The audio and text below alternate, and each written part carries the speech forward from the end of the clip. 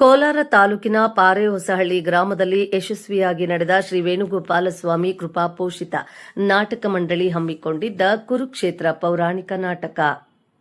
ಆಧುನಿಕ ಜಗತ್ತಿನಲ್ಲಿ ಸಿನಿಮಾ ಹಾವಳಿಯಲ್ಲಿ ನಾಟಕಗಳು ತೆರೆಮರೆಗೆ ಸರಿದೇ ಬಿಟ್ಟವು ಎಂದು ಅಂದುಕೊಳ್ಳುವಾಗಲೇ ಇತ್ತೀಚೆಗೆ ಪೌರಾಣಿಕ ನಾಟಕಗಳು ಪ್ರೇಕ್ಷಕರನ್ನ ತನ್ನೆಡೆಗೆ ಸೆಳೆಯುತ್ತಿದೆ. ತುಂಬಾ ವರ್ಷಗಳ ನಂತರವೂ ಅನೇಕ ನಾಟಕಗಳು ತಮ್ಮ ಜನಪ್ರಿಯತೆ ಸಾಬೀತುಪಡಿಸುತ್ತಲೇ ಬಂದಿದ್ದು, ಪಾರೆಹೊಸಹಳ್ಳಿಯಲ್ಲಿ ಸೇರಿರುವ ಜನಸ್ತೋಮವೇ ಉತ್ತಮ ಉದಾಹರಣೆ ಎಂದು ಸಮಾಜ ಸೇವಕ ವಿನಯ್ ಬೈರೇಗೌಡ ಬಣ್ಣಿಸಿದರು.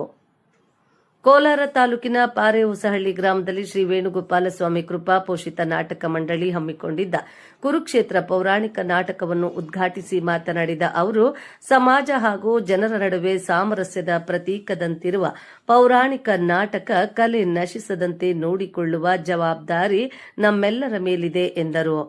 ನೈಜ ಅಭಿನಯ ಪ್ರಪಂಚದಲ್ಲಿ ಪೌರಾಣಿಕ ನಾಟಕಗಳಿಗೆ ಹೆಚ್ಚಿನ ಮಹತ್ವವಿದೆ. ಹಳ್ಳಿಗಳಲ್ಲಿ ಇಂದಿಗೂ ಸತ್ಯ, ನ್ಯಾಯ, ನಿಷ್ಠೆ ಉಳಿದಿದೆ ಎಂದರೆ ಪೌರಾಣಿಕ ನಾಟಕಗಳು ಕಾರಣವಾಗಿದ್ದು, ಇಂತಹ ಕಲೆಯನ್ನ ಉಳಿಸಿ ಬೆಳೆಸುವುದು ಅಗತ್ಯವಾಗಿದೆ ಎಂದರು. ಜಿಲ್ಲಾ ಬಿಜೆಪಿ ಪ್ರಧಾನ ಕಾರ್ಯದರ್ಶಿ ಹಾಗೂ ಯುವ ಮುಖಂಡ ಬಿವಿ ಮಹೇಶ್ ಮಾತನಾಡಿ, ಆಧುನಿಕ ಜಗತ್ತಿನಲ್ಲಿ ಹೆಚ್ಚು ಬಳಕೆಯಾಗುತ್ತಿರುವ ಮೊಬೈಲ್, ಇಂಟರ್ನೆಟ್, ಫೇಸ್ಬುಕ್ ಹಾಗೂ ಇನ್ಸ್ಟಾಗ್ರಾಂ ಯುಗದಲ್ಲಿ ಮುಂದಿನ ಪೀಳಿಗೆಗೆ ಪೌರಾಣಿಕ ನಾಟಕಗಳ ಅರಿವು ಮೂಡಿಸುವ ಕೆಲಸ ಆಗಬೇಕಾಗಿದೆ.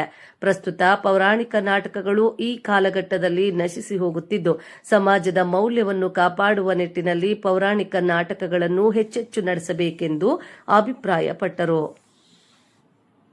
ನಾಟಕ ಕಾರ್ಯಕ್ರಮದಲ್ಲಿ ಸಮಾಜ ಸೇವಕರಾದ ಆವನಿ ಕೃಷ್ಣಪ್ಪ, ಹನುಮನಹಳ್ಳಿ ಶ್ರೀನಿವಾಸ್, ಯಾನಂದಹಳ್ಳಿ ಮಂಜುನಾಥ್, ಅಮರನಾರಾಯಣ್, ಅಮರ್ ಯಳವಾರ, ಶಿವರಾಜ್, ಪಾರೆಹೊಸಳ್ಳಿ ರಮೇಶ್, ಮುನಿ ವೆಂಕಟೇಶ್, ಚಂದ್ರಪ್ಪ, ವೆಂಕಟೇಶ್, ತೊಂಡಾಳ ರವಿ, ವಕೀಲರು, ಸುರೇಂದ್ರ ಹಾಗೂ ಪಾರೆಹೊಸಳ್ಳಿ ಮತ್ತು ಸುತ್ತಮುತ್ತಲ ಗ್ರಾಮಸ್ಥರು ಭಾಗವಹಿಸಿದ್ದರು.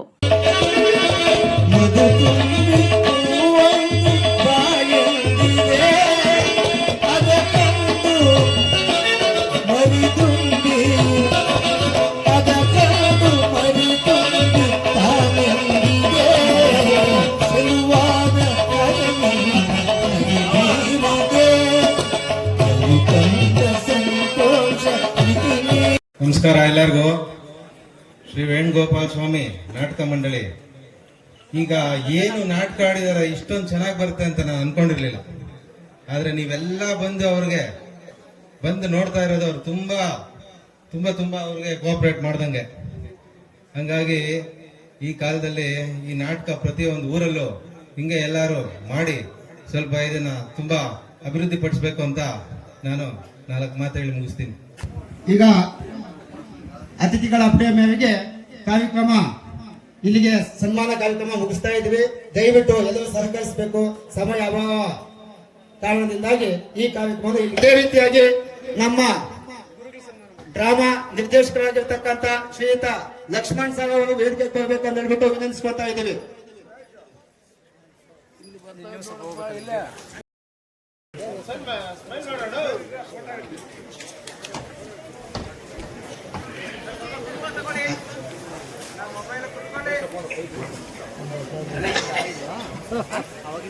ಒಂದು ವರ್ಷದ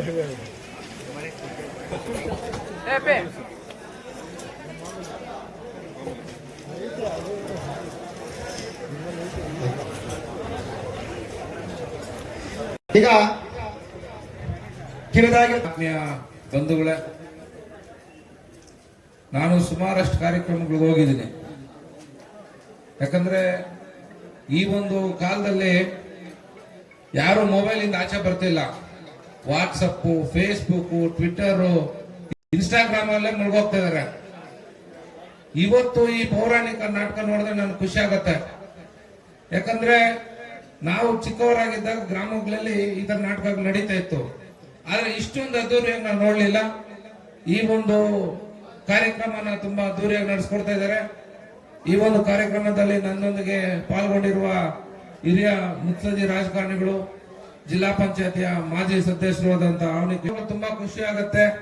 ಇವತ್ತು ಈ ಪಾರೆಹೊಸಳ್ಳಿ ಗ್ರಾಮದಲ್ಲಿ ಇಷ್ಟೊಂದು ಜನ ಸೇರಿ ಈ ಒಂದು ಕುರುಕ್ಷೇತ್ರ ಏನು ನಾಟಕ ಆಡ್ತಾ ಇದಾರೆ ಬಂದು ನೋಡ್ತಿದ್ದೀರಾ. ಯಾಕಂದ್ರೆ ಇದು ತುಂಬಾ ಬೇಕು.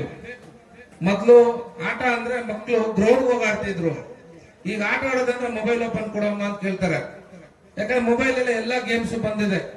ಅದರಿಂದ ಆಚೆ ಬರ್ಬೇಕಂತಂದ್ರೆ ನಾವು ಹಿಂದಿನ ಕಾಲದಲ್ಲಿ ಏನೇನು ಮನೆಗಳಲ್ಲಿ ನಾವು ಸಮಯದಲ್ಲಿ ನನಗೆ ಮಾತಾಡೋಕೆ ಅವಕಾಶ ಕೊಟ್ಟ ಎಲ್ರಿಗೂ ಅನ್ಸುತ್ತಾ ಧನ್ಯವಾದಗಳು.